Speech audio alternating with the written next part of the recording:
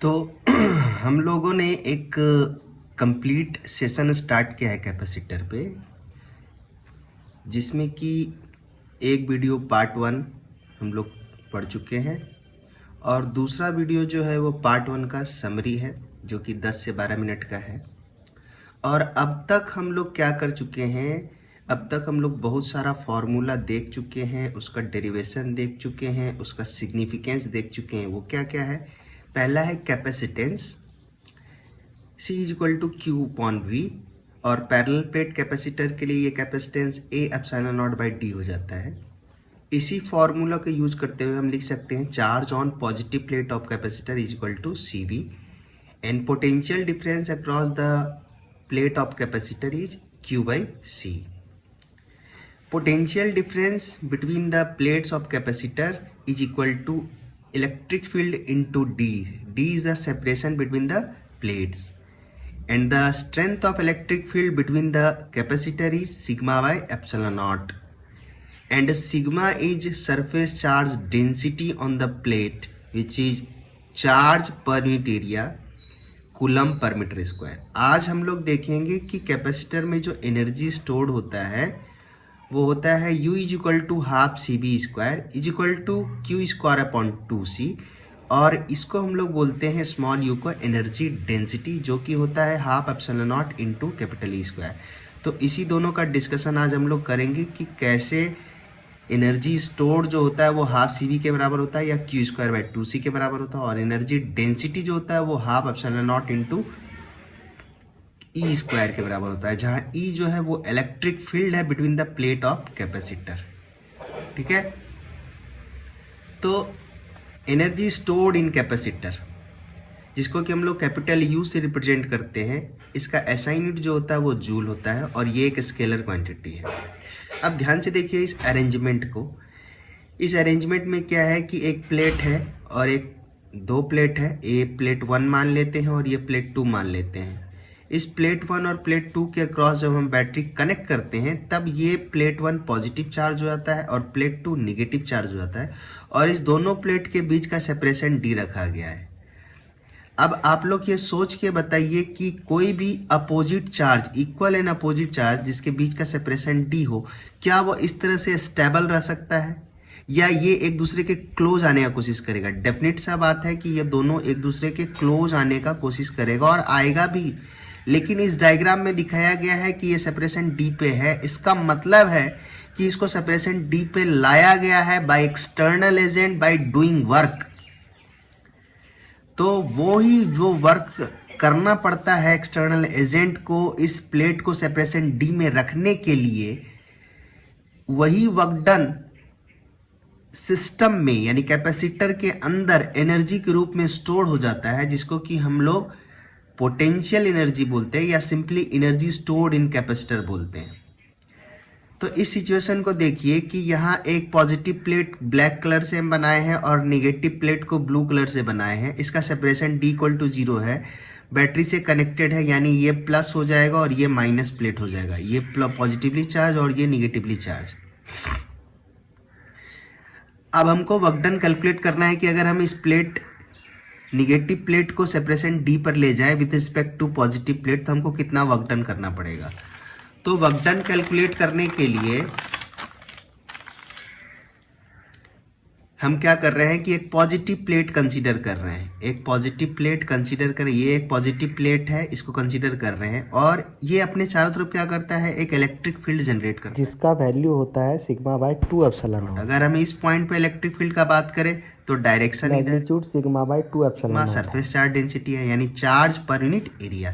और अगर हम इस पॉइंट पे बात करें इलेक्ट्रिक फील्ड का डायरेक्शन, तो इस डायरेक्शन मैग्नीट्यूड वही है सिग्मा बाय 2 एप्सिलॉन। कहने का मतलब ये पॉजिटिवली चार्ज प्लेट एक थिन चार्ज शीट की तरह काम करता है और ये एक यूनिफॉर्म फील्ड जनरेट करता है। तो हम पहले एज्यूम कर लेंगे कि एक पॉजिटिव प्लेट है वो जो कि थिन चार्ज शीट की तरह एक्ट करता है और ये अपने चारों तरफ एक यूनिफॉर्म इलेक्ट्रिक फील्ड जनरेट करता है, जिसका वैल्यू होता है सिग्मा बाय एप्सिलॉन नॉट।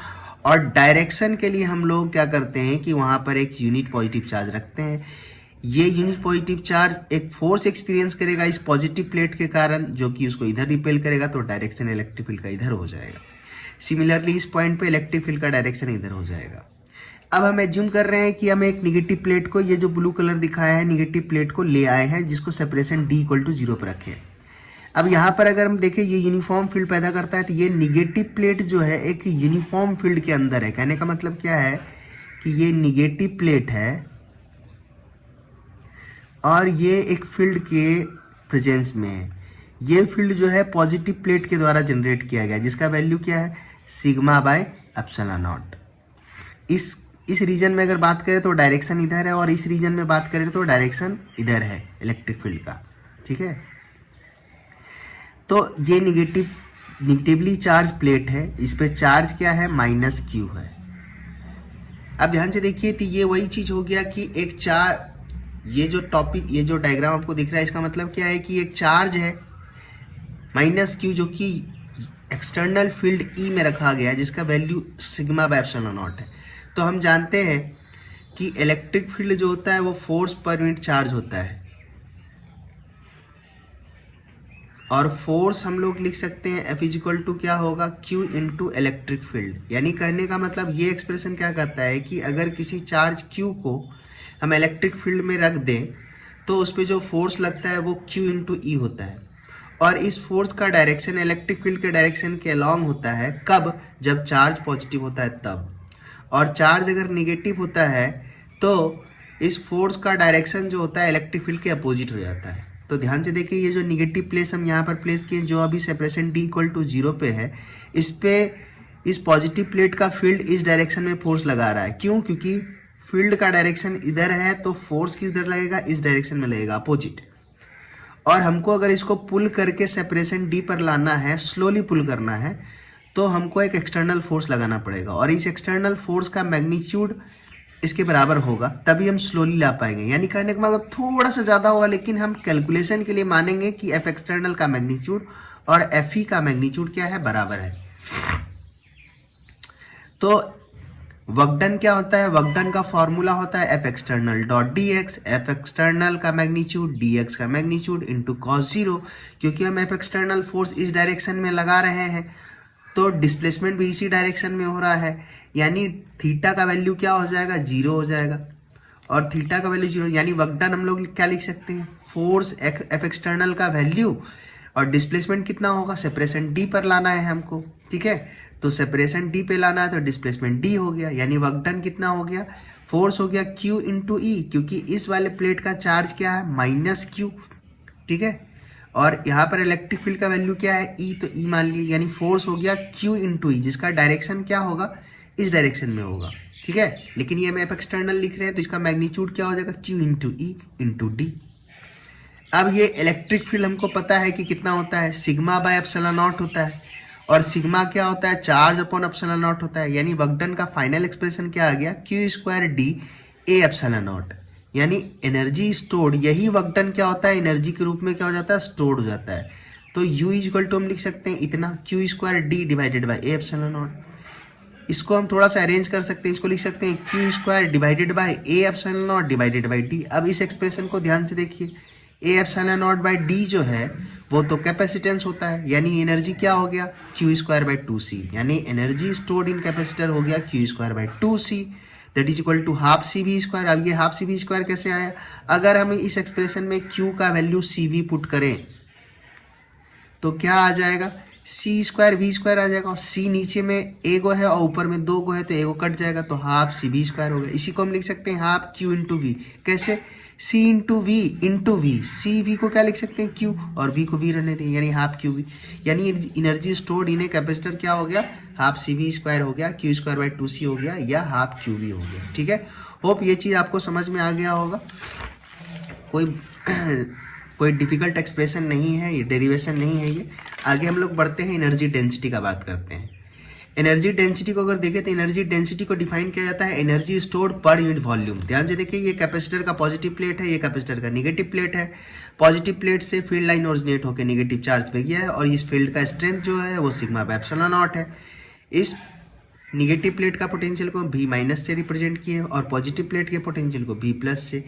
ए जो है वो area of cross section of the plate है। ठीक है, तो एनर्जी डेंसिटी हम लिख सकते हैं, एनर्जी अभी हम लोग तुरंत कैलकुलेट किए, कितना एनर्जी आया है अपने पास, हाफ CV² आया है ना।